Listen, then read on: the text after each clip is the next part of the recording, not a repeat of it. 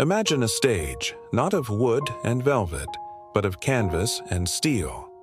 A world where legends are forged in sweat and spectacle, where stories are told not with ink, but with impact. For generations, this world has thrived on the predictable rhythm of heroes and villains, of triumph and defeat. It's a universe built on expectation. We, the audience, arrive knowing the roles, anticipating the choreography of conflict. We crave the surprise of a sudden victory, the drama of an unexpected betrayal. But we are conditioned to look for these surprises within the ropes, within the established rules of the performance. We never expect the real earthquake to come from a moment of stillness, from a single voice cutting through the roar of the crowd. We never expect the story to truly begin after the cameras stop rolling. This is the story of such a moment. A story not about a fight, but about the fallout. It's about a name, a legacy, and the daughter who chose to set it all on fire with nothing more than a few carefully chosen words. It's the story of what happens when the script is not just flipped, but torn to pieces, leaving everyone to navigate the silent, unseen aftermath. The air in the arena was electric, thick with the scent of popcorn and anticipation. Thousands of voices merged into a single, thunderous hum, a living entity hungry for the next chapter in its grand, violent opera. Tonight was a debut. A name whispered for months in online forums and speculative articles was about to become flesh and blood. Ayako Seagal. The name itself was a paradox, part Hollywood royalty, part martial arts mythology. It carried the weight of 100 broken wrists from a dozen action films. The crowd buzzed with questions. Would she be a mirror of her father? Would she enter with the quiet, stoic confidence of an Aikido master? Would her fighting style be a graceful dance of lethal efficiency? The Titantron screen flickered, showing grainy images of Steven Seagal in his prime, a cinematic ghost blessing his daughter's arrival into this new world. The theme music that hit was not what anyone expected. It wasn't a blistering rock anthem or an orchestral score. It was a simple, haunting melody. A single cello playing a somber, deliberate tune. And then she appeared. Ayako walked down the ramp not with a swagger, but with a serene, almost unnerving calm. She wore no elaborate costume, just simple black gear. She slid into the ring, her movements fluid but not theatrical. The crowd roared, a mix of curiosity and confusion. She ignored their cheers, her eyes fixed on the microphone waiting for her in the center of the canvas. This wasn't the explosive entrance of a superstar. It felt more like a eulogy. She picked up the microphone, her hand steady. The cello music faded into an expectant silence. The entire arena held its breath. This was the moment, the first words that would define her career, her persona, her place in this universe. Her lips parted, and her voice, clear and without a tremor, filled the vast space. For my entire life, she began, her gaze sweeping over the sea of faces, I have lived in a shadow cast by a name that isn't mine, a shadow of a legacy I never asked for. A murmur rippled through the crowd. This was not the bravado they were used to. This was something else entirely, something personal. She paused, letting the weight of her words settle. You all came here tonight expecting to see the next chapter of a story someone else wrote. You came to see Seagal's daughter. She said the name with a detached coolness as if it were a foreign object. Then she leaned in closer, her voice dropping to an intense, almost conspiratorial whisper. But I am not here to carry a legacy.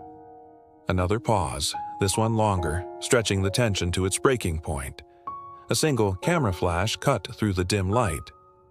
I'm here to bury one. And then, silence. A profound, absolute quiet that swallowed the energy of 20,000 people. She placed the microphone gently on the mat, turned and walked away, leaving the world to grapple with the meaning of her declaration. The mic drop was silent, but the explosion it caused was deafening. Before Ayako had even reached the backstage curtain, the internet was ablaze. The clip, shot on 1,000 trembling cell phones, went viral in minutes. It wasn't just a wrestling headline, it was a cultural detonation. News outlets that wouldn't know a headlock from a headline scrambled to cover the story. It was on morning talk shows, debated by pop culture pundits who framed it as a bold feminist statement against patriarchal lineage. It was dissected by psychologists on cable news who saw it as a classic case of a child rebelling against a famous parent. The narrative spiraled out of control, each telling twisting her words into something new. To some, she was a hero, a brave iconoclast shattering expectations. To others, she was an ungrateful child, disrespecting the very name that gave her the platform. Her father's stoic, action hero face was plastered next to her serene, defiant one. Old interviews of his were dredged up, his words about honor and tradition now cast in an ironic, challenging light. The world wasn't just watching a wrestling angle unfold. They were binge-watching a high-stakes family drama, and Ayako had just aired the pilot episode without anyone's permission. The story was no longer hers. It belonged to the machine of public opinion, a machine that required a constant supply of heroes and villains, and it couldn't quite decide which one she was meant to be. Backstage, the atmosphere was a mixture of chaos and calculated calm. The corporation, the faceless entity that ran this wrestling empire, was split. The marketing department saw dollar signs. Barry, a Legacy t-shirts were already being designed. They saw a story that wrote itself, a character that was real, raw, and most importantly, controversial. This was a lightning-in-a-bottle moment that could redefine their programming for the next year. But the old guard, the veteran wrestlers and producers, saw something else. They saw a rookie who had gone into business for herself, shattering the unspoken rules of the locker room. To them, it was an act of profound disrespect, not just to her father, but to the business itself, which was built on honoring those who came before. An older wrestler, a man known for his loyalty to the industry, pulled her aside in a quiet hallway. His face wasn't angry, but weary. "Kid," he said, his voice raspy, "do you have any idea what you just did? You didn't just make a statement. You drew a line in the sand. And now you're standing on one side of it, completely alone." He walked away, leaving her in the sterile, fluorescent-lit corridor. For the first time, the weight of her words began to settle not as a public spectacle, but as a personal, isolating reality. She had the world's attention, but in that moment, she had never felt more alone. To understand the fire, you have to understand the forest it came from. Growing up as Ayako Seagal wasn't about red carpets and movie premieres. It was about living within a myth. Her home was less a house and more a dojo, a sanctuary dedicated to a philosophy of discipline she hadn't chosen. Her father was not just a dad. He was a sensei, a figure of immense, quiet authority. The legacy wasn't just in his films. It was in the air she breathed. It was the expectation to be poised, to be disciplined, to understand the intricate principles of martial arts before she even understood algebra. While other kids were learning to ride bikes, she was learning how to fall without breaking. While they were playing video games, she was practicing katas, her small form a stark contrast to the imposing presence of her father. The shadow he cast was not one of neglect, but of overwhelming presence. He was a mountain, and she was expected to be a perfect, smaller reflection of it. Her identity was never truly her own. It was a continuation of his. The world saw a famous actor, but she saw a gatekeeper to a normal life she could never have. Her declaration in the ring wasn't born from a single moment of teenage rebellion. It was the culmination of 1,000 quiet moments, of a lifetime spent trying to find her own reflection in a mirror that only ever showed her father's face. The world waited for a response from the mountain itself. A press conference, a fiery tweet, a public denouncement. But from the Seagal camp, there was only silence. a cold, deafening silence that was more damning than any angry tirade could have been. A single, sterile statement was released through a publicist. Stephen is focused on his upcoming projects and wishes his daughter well in her endeavors. It was a clinical amputation.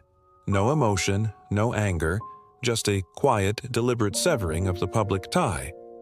For Ayako, that short, impersonal sentence was a heavier blow than any physical strike. It confirmed her deepest fear that her identity was so intertwined with his that, by rejecting his legacy, she had, in his eyes, ceased to exist. Her phone, which had been buzzing with calls from opportunistic agents and producers, was silent from the one number that mattered. The family, caught in the blast radius, fractured. Aunts and uncles sent cautious, worried texts. Cousins she'd grown up with suddenly became distant. The battle line she had drawn in the sand at the arena had extended, invisibly, through the heart of her own family. Her public act of liberation had a profound and immediate private cost. She had wanted to bury a legacy to find herself, but in doing so, she had found herself an orphan of a different sort, cut adrift from the very history she was trying to escape. The whirlwind of media attention eventually subsided, as it always does, moving on to the next fleeting controversy. What remained was the quiet reality of Ayako's choice. She found herself in a strange new world, a symbol for a rebellion she was still trying to understand herself. She was the face of a movement, but her own face, when she looked in the mirror of her lonely hotel rooms, was that of a stranger. The corporation had capitalized on her fame, booking her in prominent spots on their shows, but they kept her at a distance. She was a valuable commodity, but she was also a volatile one. In the ring, the crowds were divided. Half of them roared for the iconoclast, holding up signs that read, "We bury legacies too." The other half booed her with a venom reserved for the most hated villains, seeing her as the epitome of disrespect. She felt like a ghost, haunting a world she had forced her way into but didn't yet belong. The loneliness was a physical presence, a constant companion in the empty airports and anonymous hotel corridors. She had fought to escape a shadow, only to find herself standing in a spotlight so bright it was just as blinding. The question that echoed in the quiet hours of the night was a simple one. After you declare to the world who you are not, how do you begin the long, difficult journey of discovering who you actually are? Her answer came not in the ring, but in a dusty, forgotten gym on the outskirts of whatever city she was in that week. It was here she sought out the old, weary wrestler who had warned her she was alone. He watched her for a week, observing as she trained. She didn't practice the graceful, flowing movements of Aikido. She didn't move like her father. Instead, she was raw, clumsy, but powerful. She threw herself into the work, learning the gritty, unglamorous mechanics of wrestling, the bumps, the chain wrestling, the psychology of a match. She was building herself from the ground up, rejecting every ounce of her inherited expertise. One evening, the old wrestler finally approached her. He didn't offer praise or advice. He simply said, "The business is about respect, kid. You went about it backwards. You demanded the world see you as an individual before you'd earned it in here." He pointed to the ring. "But you're putting in the work. That I can respect." He began to train her, not as a prodigy, but as a rookie. He was brutally honest, breaking down her every instinct and rebuilding her from scratch. He never mentioned her father or her statement. Their language was one of action, of sweat and exhaustion. In that small, forgotten gym, away from the cameras and the noise, Ayako wasn't a symbol anymore. She was just a wrestler, slowly, painfully, and authentically earning a new name for herself.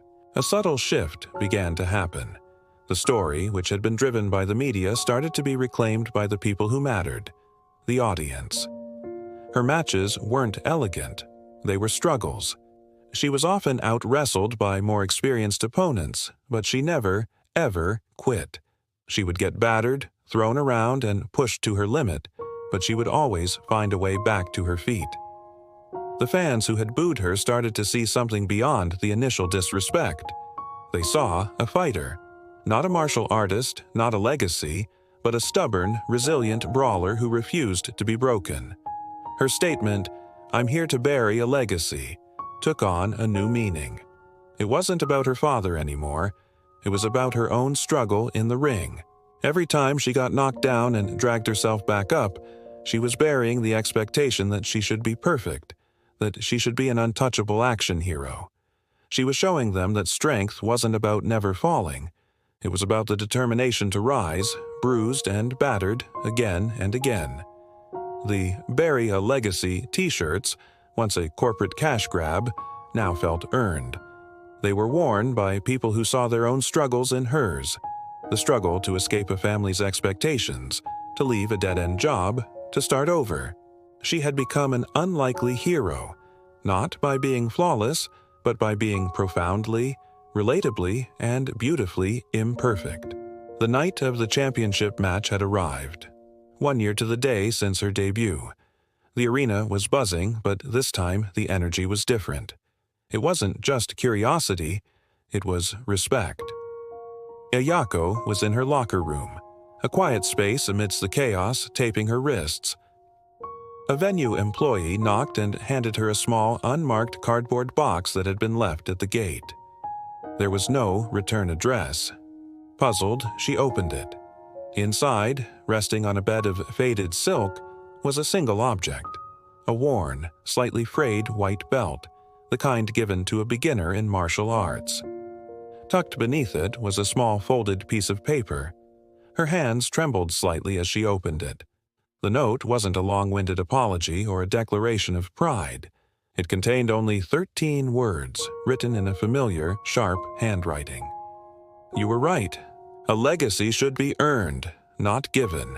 Now go earn yours." A single tear traced a path down her cheek. The whole year, the public declaration, the media firestorm, the cold silence, it suddenly clicked into place. It was a test. Her father, a man who communicated not with words of affection but with challenges and principles, had understood her completely. He knew that to truly respect his legacy, she had to destroy the myth of it first.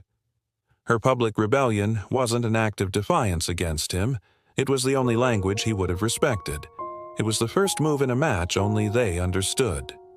She carefully placed the white belt back in the box, leaving it on the bench. She didn't need it anymore. She walked out of the room, not to bury a legacy, but to finally, freely begin her own.